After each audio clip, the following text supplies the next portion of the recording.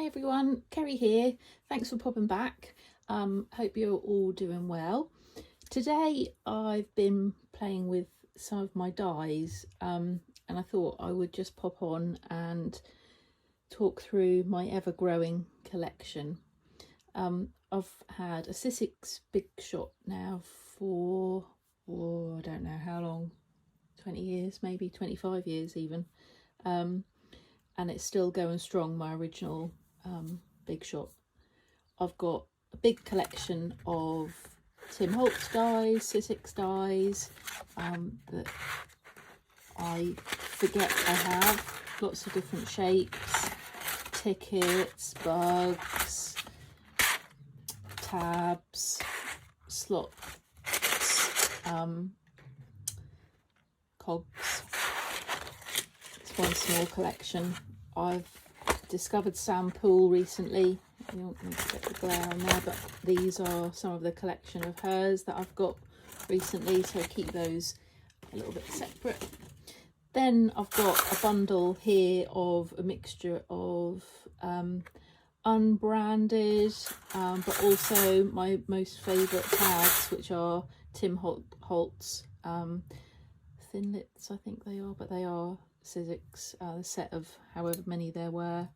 And then over time, if a shape catches my eye, I'll have it. I'll come back onto those in a moment, but leaves as well I've found recently. These are unbranded, but just having some foliage on a piece I think just gives a little bit of detail. So that's those.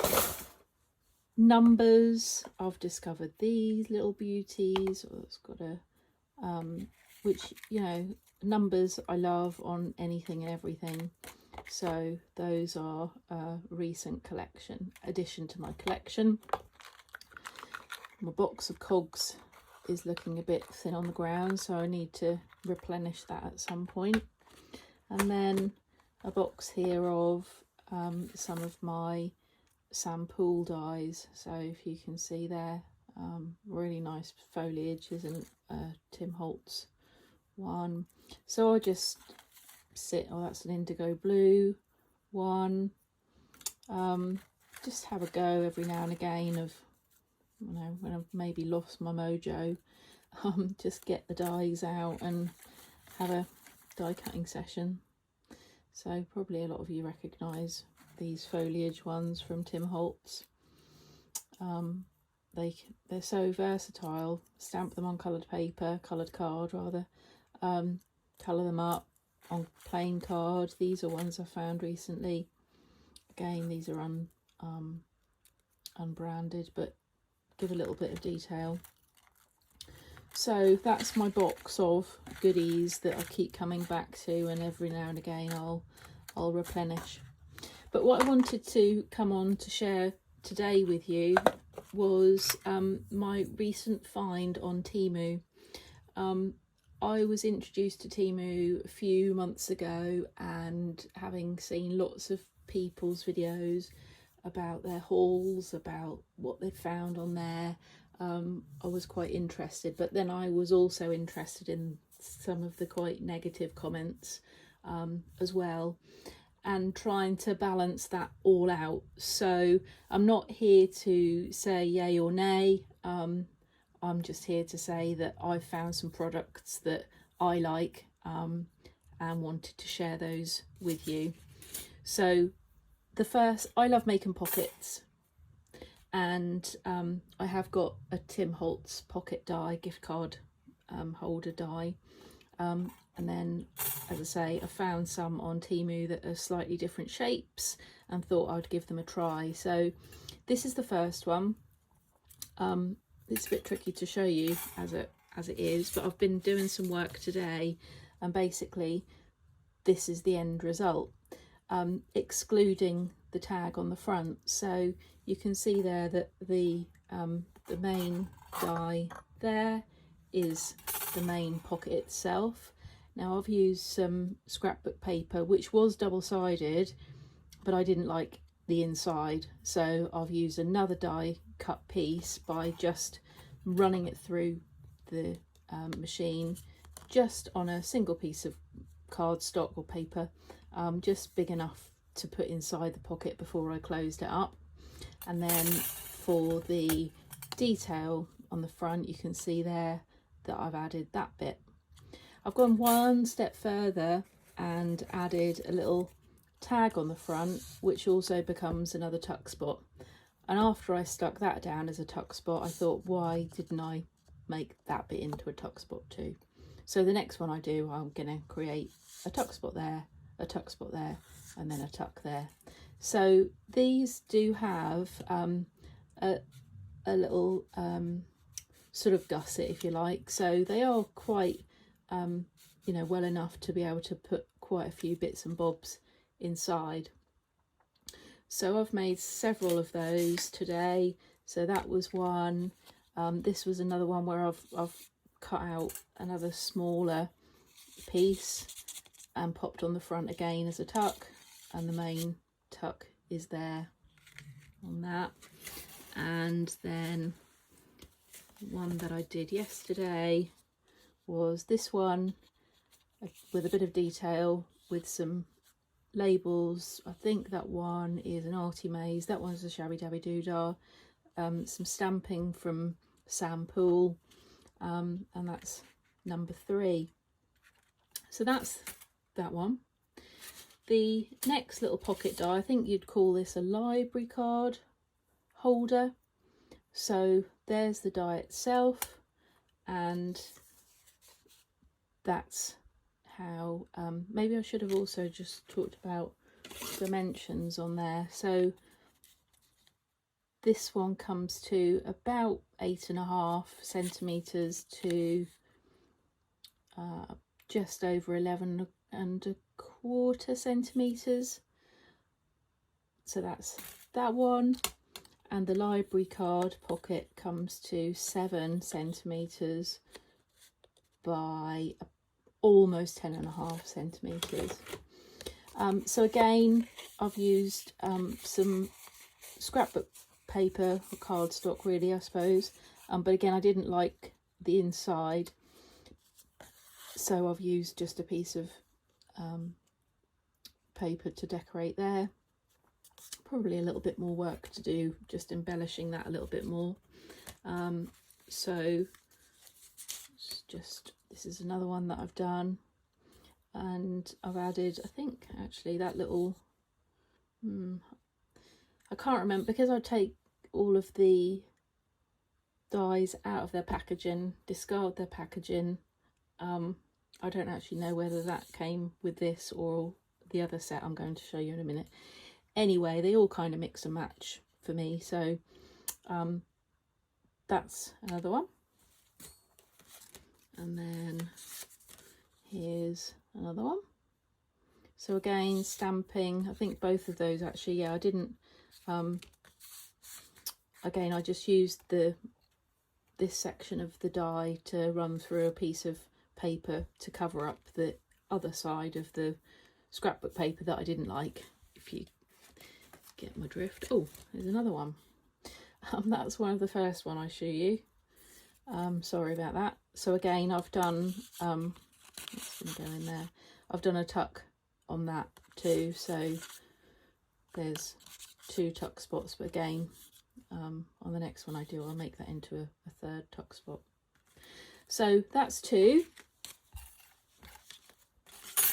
And then this I just had to have. I'm not really sure what you call it, but it basically makes, I suppose you could call it a faux slide if you wanted to use it in that way. I've just used some Edith Holden inside. So basically you cut, fold on the perforated line there. I've just inked round, I've done a bit of stenciling, a bit of stamping, that one. So these are really dinky. There's more Edith Holden on that one. So this measures about 5 by 7. So perfect to attach with a clip, put in a pocket. I guess even you could glue on two sides and make it into a tuck spot in a journal. So that's that one. And oh, there's another little birdie there. So I just love again, it's just another way of being able to use up some scraps and create those little pieces of interest. And then the last one, I've got a feeling that that little oval shape perhaps came with this. So this is a two-piece one, and it's once it's made, it's got 3 slots in so that you can add tickets and bits and bobs. So I'll show you the final ones that I've made. I do find with the Temu dies that they will come attached. So I've got a set here. If you see here, I've got that in focus, the 2 dies are attached. So on that I've just left them together, but they easily snap apart. But then I'm finding that I'm left with a niggly little piece of metal, which hopefully, I'm not sure if that's coming into focus. So I need to work at some pliers or something to get that off, but being impatient, I've just used it as it is. And there was another little piece on there, but because that's on the outside of the die, it hasn't caused me any issue. But this one here is a bit irritating. Anyway, this is what I've come up with using that die. So if I just take the bits and bobs out, you'll see you've got that layer here. So I've just done some stamping, some inking, and then the outside layer then provides you with that background. You don't have to, but I've put a little eyelet through there, and then I've just popped in some tickets that I've made, some stamp tickets there, and they will just pop through those slots there. Don't make the mistake when you do these kind of slot dies and you're putting it onto a background, not to glue the slots themselves, because I've done that before and then you can't actually fill them up. So that's a finished one there. I've then done these versions that are still in progress. So you can see just that slight little imperfection there off of the little piece of metal on the die. I think you can just about make that out, but I kind of found that once I put the eyelet in with the string, it kind of covered it up, so not too much of a bother. So again, this is good for using up some background papers that I didn't really like, and I've stamped over. Still in progress on that one, and I just loved this one. So that one's now ready to be filled. Stamps here from Poole, and just thought that worked really, really well. So those are those dies to show you. And in amongst all of that die cutting as well, I've got now a box of bits and pieces of little tickets and whatnot. So any pieces of scrap, any little bit I had of a sheet whilst I was cutting out, you see that's the blue there, and it had those stars on the back, so that's why when I used it on one of those pockets I covered it up. So hopefully you've enjoyed that little insight into my ever-growing collection of dies, and yeah, please do like and subscribe if you like seeing and hearing what I get up to. And I've got lots in my head to show and share, and it's just when I kind of pluck up the courage to get the camera on and talk you through some bits, I'll be back. Have a good rest of the day.